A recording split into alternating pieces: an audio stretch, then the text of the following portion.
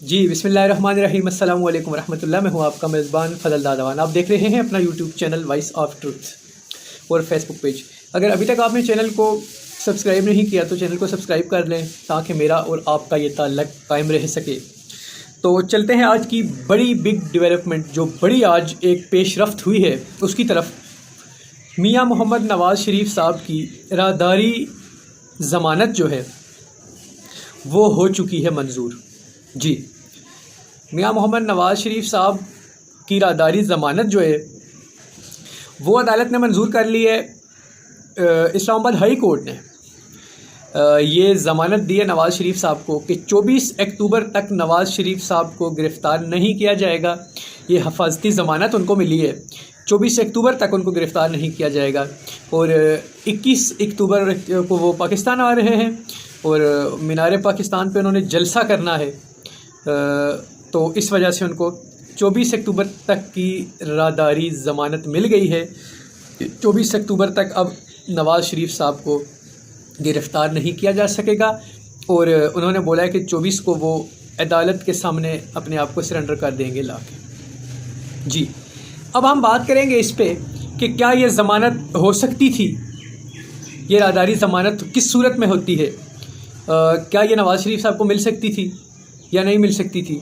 और हमारे मुल्क में 135 जो मुल्कों के अदलिया का जो रैंकिंग जब जारी की गई उसमें से पाकिस्तानी जो निज़ाम इंसाफ़ है हमारा वो 133 नंबर पे था। 135 में से 133 नंबर पे, तो 133वें नंबर पे हमारा इंसाफ का निज़ाम पहले से मौजूद था हमारा अदलिया का। और अब जो ये जो फ़ैसला सुनाया गया है, इस फ़ैसले के बाद देखना होगा कि हम कहाँ पे स्टैंड कर रहे हैं, हमारा निज़ाम इंसाफ़ कहाँ पे स्टैंड कर रहा है। तो अब सबसे पहले बात करेंगे कि हिफाजती ज़मानत जो उनको मिली है, ये राहदारी ज़मानत होती है, यह बेसिकली होती है, ये हर मुल्ज़म का कानूनी हक़ होता है, ये उसका हक़ होता है, उसका कानून उसको ये हक़ देता है कि वो अपने आप को अदालत के सामने ला के सरेंडर करता है। तो जब तक वो अपने आप को मतलब अदालत के रूबरू पेश नहीं करता तब तक आप उसको गिरफ़्तार नहीं कर सकते। ये तो एक पाकिस्तान का आइन और कानून बताता है, आपको इसकी इजाज़त देता है।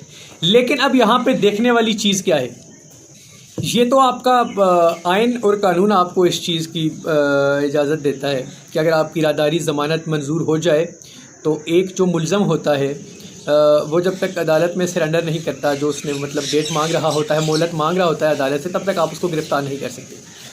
लेकिन ये भी मैं आपको बताता चलूँ कि ये फ़ैसला सुनाया है chief justice of high court.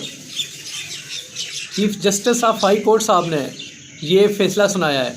जी, ये वही हाई कोर्ट के चीफ़ जस्टिस साहब हैं जिन्होंने इमरान ख़ान के कुछ ज़मानती जो केसेस के फ़ैसले महफूज किए हुए हैं अदालतों ने। अभी तक वो महफूज फ़ैसले भी नहीं सुनाए जा रहे।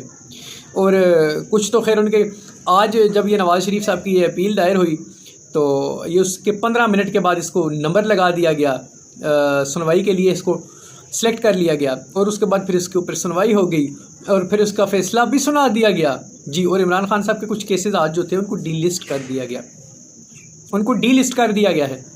और अब मैं आपको बताऊं, ये हिफाजती ज़मानत जो होती है, राहदारी ज़मानत जिसको आप कहते हैं, ये बेल जो होती है, यह होता क्या है, ये मुल्ज़िम को उसका कानून इसका हक़ देता है। लेकिन नाज़रीन किराम तवज्जो करें, गौर तलब बात है, ये कानून मुल्ज़म को इसका हक़ देता है, मुजरम को नहीं देता।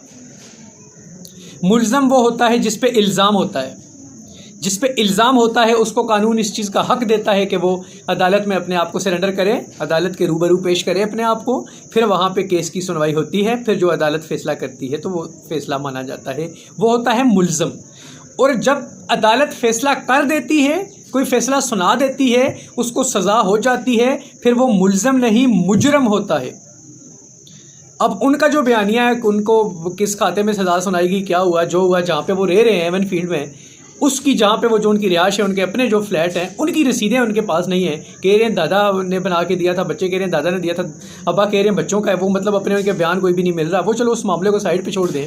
अभी सिर्फ इतनी बात आप देखें कि अदालत ने फ़ैसला सुनाया, वो मुजरम डिक्लेयर हो गए, उनको सज़ा हो गई, वो जेल में चले गए और जेल में से उनको जो ये भी पाकिस्तान की हिस्ट्री में पहली दफ़ा ऐसा हुआ कि वो बीमार हो गए और इतने बीमार हो गए कागज़ों में कि उनकी जान को बहुत ज़्यादा ख़तरा था, उनका बचना नामुमकिन हो चुका था।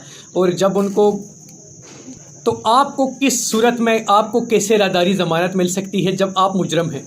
आपने अपने आप को अदालत के सामने सरेंडर तो नहीं करना, आप तो मुजरम डिक्लेयर हो चुके हैं। अगर आपकी कोई अपील हो सकती हुई कानून के मुताबिक, तो वो आपके वकला जाके अदालत में रिट वहाँ पे जो करेंगे, दायर करेंगे, उसके बाद फिर अदालत उसको देखेगी, फिर वो उस पर जो भी हुआ वो तब देखा जाएगा। आप तो मुजरम हैं, आप तो अडियाला जेल से 50 रुपये के स्टाम्प पेपर पे आपके भाई शहबाज शरीफ ने आपकी ज़मानत दी थी। आप इलाज करवाने के लिए 4 हफ़्तों के लिए अदालत में स्टाम्प लिख के गए थे कि मैं 4 हफ़्तों में इलाज करवा के वापस आऊँगा। आज 4 साल हो गए आपको वहाँ पे, कोई आपने मेडिकल रिपोर्ट नहीं अदालत में भेजी, कुछ नहीं भेजा। आप हर पार्टियों में, फंक्शन में वहाँ पे जाते रहे, खाते पीते रहे, आप बर्गर शॉपों पे जाते रहे, वहाँ से बैठ के आपने एक साइफर वाला एक मामला किया, आपने रजीम चेंज करवाया। पाकिस्तान में आपने हुकूमत को, एक चलती हुई हुकूमत को आपने तोड़ा और उसको आपने फिर मुल्क का क्या सत्यानाश आपने करवा दिया और आपने उस पार्टी को निस्तो नाबूद कर दिया, उसके लीडर को आपने उठा के जेल में फेंक दिया, ठीक है। और अब आपकी सेहत तबीयत ठीक हुई जब आपने ये सब कर लिया, तो फिर अब आप किसी मामलात के तहत पाकिस्तान आ रहे हैं और सीधे इक़्तिदार तक की आपकी नज़र लगी हुई है कि आपने प्राइम मिनिस्टर की सीट पे जाना है सीधा। तो जो मुल्ज़म के लिए जो राहदारी ज़मानत होती है वो मुजरम को पाकिस्तान की अदालत ने दे दी है। तो अब हमारा निज़ाम अदल कहाँ पे जाके स्टैंड करेगा, ये भी वक्त इसका फ़ैसला करेगा। जब कोई नई रैंकिंग आएगी तो उसमें पता चलेगा कि हम माशाल्लाह कहाँ पहुँच गए हैं। हमारे मुल्क में वो जो बात की जाती है कि 2 कानून, ताकतवर के लिए अलग कानून और कमज़ोर के लिए अलग कानून। जब रियासत मदीना बनी थी, रसूलुल्लाह सल्लल्लाहु अलैहि वसल्लम ने जब रियासत मदीना की बुनियाद रखी थी, तो उन्होंने कहा था कि अगर मेरी बेटी फ़ातिमा भी चोरी करती हुई पकड़ी जाती तो उनके लिए भी वही सज़ा होती जो उस खातून को दी गई थी, जिसकी हाथ काटने की जो सज़ा वहाँ पे मुख्तस की गई थी। तो ये होता है निज़ाम इंसाफ। ये हमने इस्लामी जमहूरिया पाकिस्तान हम कहते हैं इसको, हमने उस एग्जाम्पल को फॉलो करना था, हमने उस निज़ाम के तहत चलना था, तो तब हमें कोई कामयाबी मिलती। आज हम कहते हैं या अल्लाह इस्लाम की, पाकिस्तान की इस्लाम के सदक़े मदद फरमा। कौन सा इस्लामी निज़ाम हमारे मुल्क के अंदर मौजूद है? हमारा आइन और कानून एक हर मुल्क के अंदर, जो नॉन मुस्लिम कंट्रीज़ हैं उनमें भी इंसाफ का निज़ाम मौजूद है। वहाँ पे वहाँ की पब्लिक क्यों आज़ाद है? क्यों उनको जो है बोलने का हक उनकी स्टेट उनको जो दे रही है, वो अदालत उसको प्रोटेक्ट कर रही है। आपको मतलब यहाँ पे तो आप बोल भी नहीं सकते, आप यहाँ पे तो कोई बात खुल के कर भी नहीं सकते, इजहार राय का हक भी आपके पास मौजूद नहीं है। वहाँ पे वो मुल्क, उनका अदल का निज़ाम जो है वो बहुत तगड़ा है, जिसकी वजह से वहाँ पे शरह क्राइम बहुत कम है। हज़रत अली रज़ी अल्लाह तआला अन्हु का फरमान है कि जुल्म का निज़ाम, आप फरमाते हैं, नहीं चल सकता, कुफ्र का निज़ाम चल सकता है। कुफ्र का निज़ाम चल सकता है, जुल्म का निज़ाम नहीं चल सकता। और दोहरा वो जो कानून, और ये मतलब ताकतवर के लिए एक अलग कानून और कमज़ोर के लिए एक अलग कानून, ये एक आम आदमी के सालों हाँ साल केस लगे रहते हैं, उनकी डेट ही नहीं आती। और मियां मोहम्मद नवाज़ शरीफ साहब का जो जब केस आया तो उसको 1 से 1.5 घंटे के अंदर अंदर दायर करके सुन के फ़ैसला सुना दिया गया और उनको ज़मानत मिल गई। अब वो 21 तारीख को आ रहे हैं, मीनार पाकिस्तान पे जलसा है, जलसे जुलूस करने आ रहे हैं वो पाकिस्तान में अपने हिसाब से। और इमरान खान को ज़ाहिर है वो बुरा भला कहेंगे, जलील करेंगे, और बाहर बैठ के वो किस तरह की मतलब जर्नलों के, अदालतों के ख़िलाफ़ ज़बान इस्तेमाल करते रहे हैं, सारे गुनाह माफ़ हो गए हैं। तो अब वो आ रहे हैं और अपने तरीक़ेकार से अपने सारे मामलात को करेंगे। और इमरान खान के आज 2 केस अदालत में लगे हुए थे, उनको डीलिस्ट कर दिया गया है। यही chief justice high court Aamir Farooq साहब जो हैं, इन्हीं की अदालत में लगे हुए थे, और कुछ फ़ैसले उनके ज़मानतों के महफूज हुए हुए हैं, वो सुनाए नहीं जा रहे। और नवाज़ शरीफ को वहाँ से वो एक नया वो करके और एक गलत ज़मानत उनको जो दे दी गई है, अब उसके ऊपर वो अयाशी करेंगे 24 तारीख तक। और आगे क्या होता है ये हम आपको नेक्स्ट व्लॉग में बताएंगे। अपना बहुत सारा ख्याल रखिएगा, अपने चैनल का भी ख्याल रखिएगा। तब तक के लिए दीजिए इजाज़त। अस्सलामु अलैकुम व रहमतुल्लाह।